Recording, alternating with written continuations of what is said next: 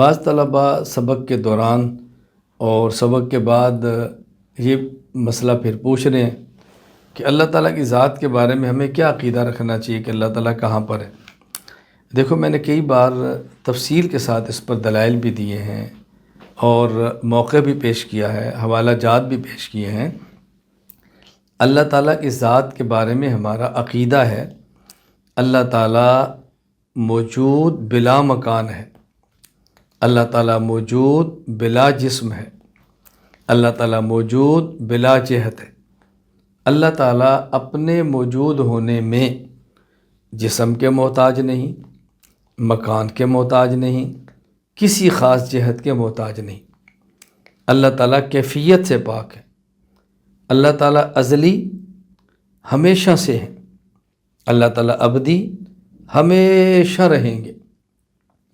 باقی اللہ تعالیٰ کی جو قرآن کریم میں صفات آئی ہیں وہ اللہ تعالیٰ کی صفات مخلوقات کی طرح نہیں ہیں، وہ اللہ تعالیٰ کی شان کے مطابق ہیں۔ اللہ تعالیٰ سمیع ہیں، اللہ تعالیٰ بصیر ہیں، یہ مخلوق کی طرح نہیں ہے، اللہ اپنی شان کے مطابق ہے۔ میں اس پر تفصیلی دلائل نہیں دے رہا، اس پر میرے دلائل موجود ہیں۔ اللہ تعالیٰ مستوی علی العرش ہیں، کیسے ہیں؟ اللہ کی شان کے لائق ہے۔ نہ تو اس عرش کا معنی یہ ہے کہ ہمارے تخت کی طرح ہے، نہ اللہ تعالیٰ کی استوا کا معنی ہے کہ اللہ عرش کے اوپر بیٹھے ہیں، الیاذ باللہ، وہ تو جسم سے پاک ہے۔ جن الفاظ کو ذکر قرآن کریم نے کیا ہے اور وہ الفاظ مخلوق کے لیے بھی استعمال ہوتے ہیں، ید اللہ فوق ایدیہم، لفظ ید کا استعمال ہوا ہے۔ اسی طرح یوم یکشف عن ساق، ساق کا لفظ استعمال ہوا ہے۔ اسی طرح قرآن کریم میں ہے وَاصْنَعِ الْفُلْكَ بِأَعْيُنِنَا، عین کا لفظ استعمال ہوا ہے۔ اسی طرح قرآن کریم میں کُلُّ شَيْءٍ هَالِكٌ إِلَّا وَجْهَهُ، وجہ کا لفظ استعمال ہوا ہے۔ إِنَّكَ تَعْلَمُ مَا نَفْسِي وَلَا أَعْلَمُ مَا فِي نَفْسِكَ، لفظ نفس کا استعمال ہوا ہے۔ اب مخلوق کے لیے تو ید کا معنی ہاتھ ہے، وجہ کا معنی چہرہ ہے، ساق کا معنی پنڈلی ہے، نفس کا معنی ذات ہے، عین کا معنی آنکھ ہے۔ لیکن یہ اللہ تعالیٰ کے لیے جب یہ الفاظ آتے ہیں تو اس کا معنی یہ نہیں ہوتا جو مخلوق کے لیے ہے۔ اس کو بہت اچھی طرح سمجھیں۔ باقی ہمارے اکابرین اہل سنت والجماعت کا اللہ تعالیٰ کی ذات کے بارے میں موقف اس کو سمجھ لیں۔ ہمارے بہت سارے حضرات یہ فرماتے ہیں اللہ تعالیٰ ہر جگہ پر ہے، علم کے ساتھ، قدرت کے ساتھ، صفات کے ساتھ۔ اور ہمارے بہت سارے اکابر کہتے ہیں کہ اللہ تعالیٰ اپنی ذات کے ساتھ ہے، یعنی بعض کہتے ہیں میت ذاتیہ ہے، بعض کہتے ہیں میت وصفیہ ہے، کوئی کہتا ہے احاطہ ذاتیہ ہے، احاطہ وصفیہ ہے۔ جو لوگ علم اور قدرت کے اعتبار سے اللہ تعالیٰ کو ہر جگہ مانتے ہیں، اس کا معنی یہ نہیں ہے کہ وہ اللہ تعالیٰ کی جگہ کے قائل ہیں، مکان کے قائل ہیں۔ اور جو اللہ تعالیٰ کو ذات کے اعتبار سے ہر جگہ مانتے ہیں، ان کا بھی اس کا معنی یہ نہیں ہے کہ اللہ تعالیٰ کا جسم ہے، اللہ تعالیٰ کے لیے مکان ہے، ایسا ہرگز نہیں ہے۔ اللہ تعالیٰ جسم سے، مکان سے، جہت سے، کیفیت سے پاک ہے۔ جیسے قرآن کریم نے بیان کیا ہے اسی طرح ہمیں اس کا اعتقاد رکھنا ضروری ہے۔ اللہ تعالیٰ کے لیے علم بھی مانیں، قدرت بھی مانیں، اللہ تعالیٰ کے لیے وجہ، ساق، ید، عین، نفس یہ بھی مانیں، اللہ کے لیے استواء علی العرش بھی مانیں، لیکن معنی وہ نہ کرے جو مخلوق کے لیے ہے۔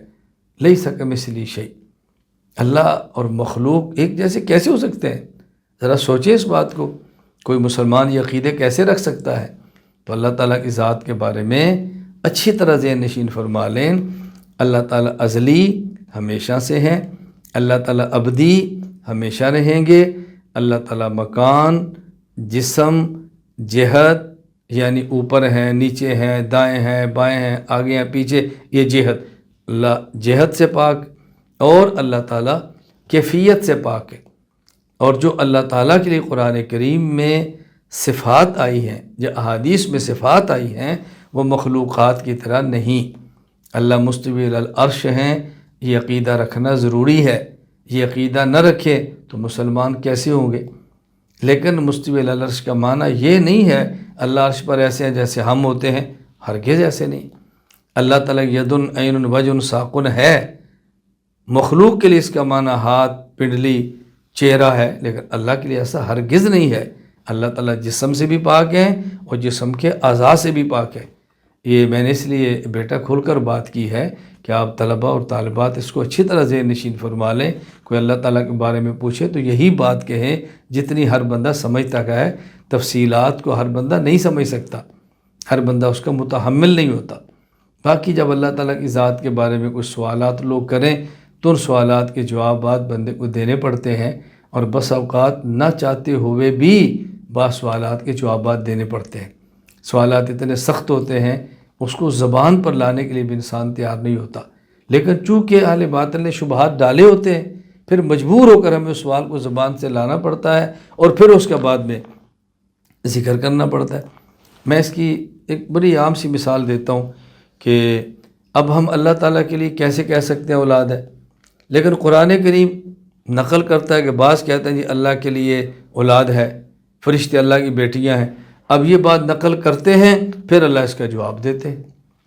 اسی طرح بہت سارے لوگ آج کے دور میں اللہ کے لیے بعض چیزیں پوچھتے ہیں، پھر ہمیں اس کا جواب دینا پڑتا ہے۔ ابھی مجھے ایک ساتھی نے میسج کیا، سوال کیا کہ جی باصر الملحدین سوال کر رہے ہیں کیا اللہ اتنا بڑا پتھر اٹھا سکتا ہے؟ کیا اللہ تعالیٰ اتنا بڑا پتھر بنا سکتا ہے جس کو اٹھا نہ سکے؟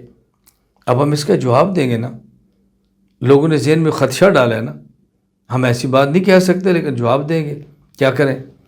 ایک ساتھی نے مجھے کہا جی لوگ پوچھتے ہیں کہ تم نماز پڑھتے ہو اور نماز میں اپنی سرین کو اوپر کر لیتے ہو، یہ کیا انسانیت ہے؟ اب ہم نے اس کو جواب دینا نا۔ قرآن کریم کا نے ضابطہ بیان کیا ہے، قرآن کریم میں اما السائل فلا تنہر، کہ جو سائل ہے پوچھنے والا اس کو ڈانٹو نہیں، اس کو مسئلہ سمجھاؤ۔ تو میں بیٹا اس لیے کہہ رہا ہوں کہ بس اوقات سوالات کے جوابات دینے پڑتے ہیں اور سوال انسان زبان پر بھی لانے کے لیے تیار نہیں ہوتا، لیکن پھر بھی اس کا جواب دینا پڑتا ہے، ہماری مجبوری ہوتی ہے۔ اللہ تعالیٰ ہمیں یہ باتیں سمجھنے کی توفیق عطا فرمائے۔ اللہ تعالیٰ کی ذات کے بارے میں بہت زیادہ انسان کو محتاط رہنا چاہیے، بے ادبی سے اللہ ہم سب کو محفوظ رکھے۔